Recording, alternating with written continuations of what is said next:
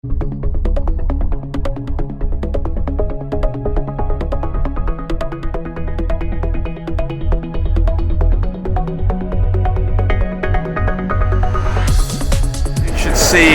the seething mass of humanity that are at the World Mobile Congress. There are apparently 100,000 people here working at the Congress, and I believe it.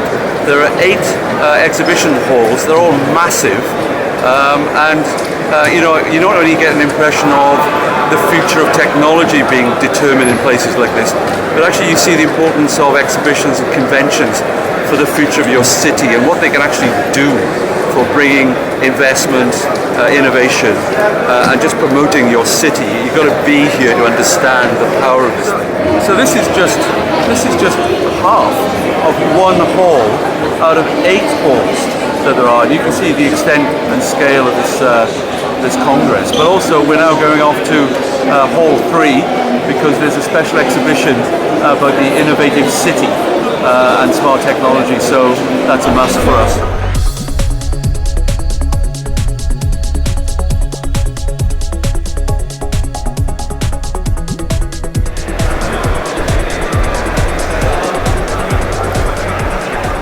So Innovation City is probably the name of the game, and the reason why I'm actually here at the World Mobile Congress.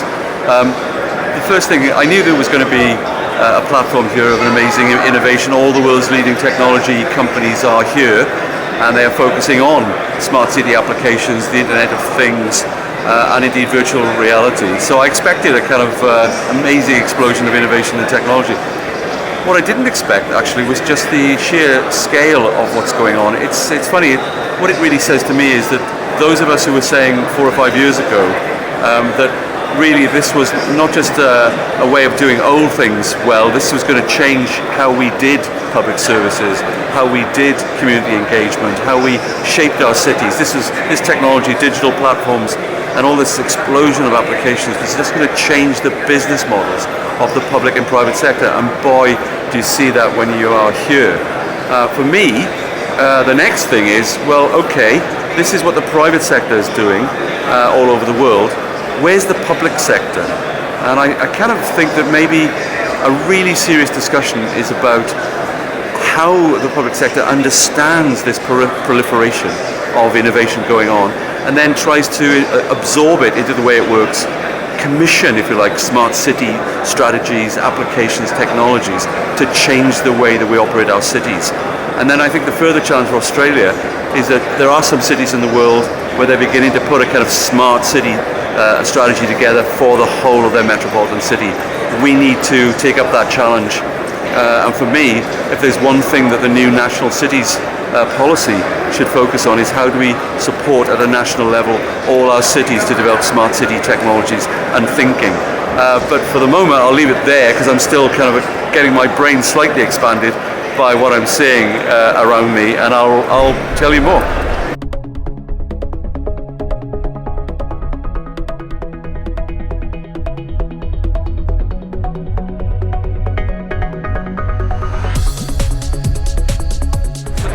So if people think the Internet of Things is something very obscure, it actually can come down to things like what we're going to do about the future of parking.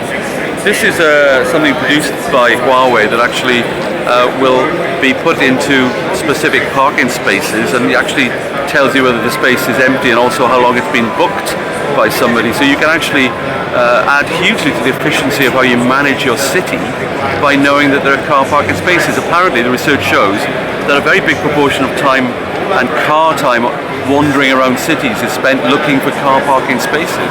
So this will help us make city management much more efficient. It's also incredibly sustainable in that this thing can last for 10 years without having to be replaced. So we really are on the edge of great transformation in how we manage our cities through technology.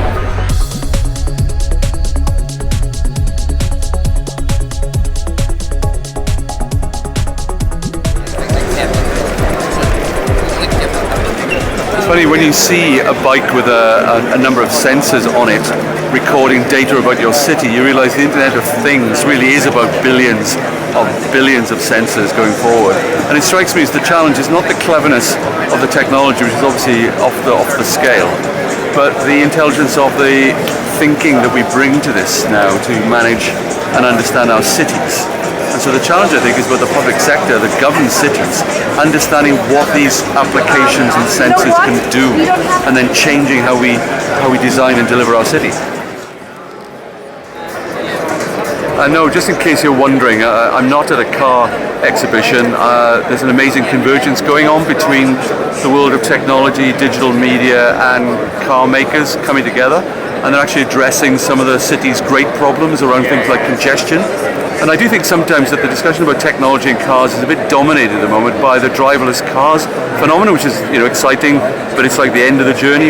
We've got a long way to go, and that includes things like the world of sensors in cars, the fact that cars themselves will be communicating with one another to make our roads safer, but also to enable us to do one big thing, which is to manage the demand on our roads so that we'll know much more, the consumer, the commuter will know much more about which roads are busy or congested to avoid them.